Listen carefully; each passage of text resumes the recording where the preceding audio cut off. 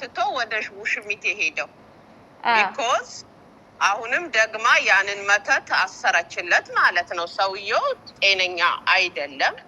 ኦልሬዲ መተቱን 5 ቀን ወስዳ መተቱን አድርጋ እንደፈለገች አገላብጣ እንደፈለገች ሴክስ አድርጋ ነው የመለሰችው። አዎ ስለዚህ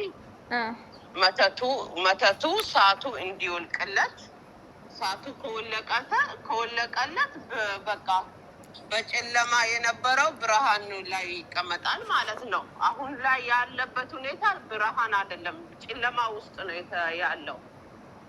ገባሽ?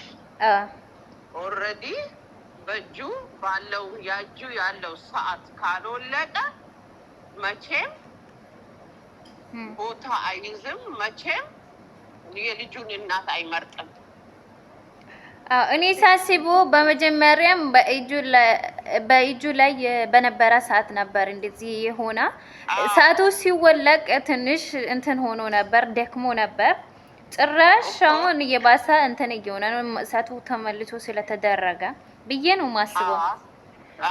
አሁን እውነትሽን ነው። አሁን ሰዓቱ ስለተደረገ ወደ ቀልቡ ወደ ጤንነቱ የተመለሰ መስሏቸው ነው እንጂ አሁንም ወደ ቀልቡ ወደ ጤንነቱ አልተመለሰም።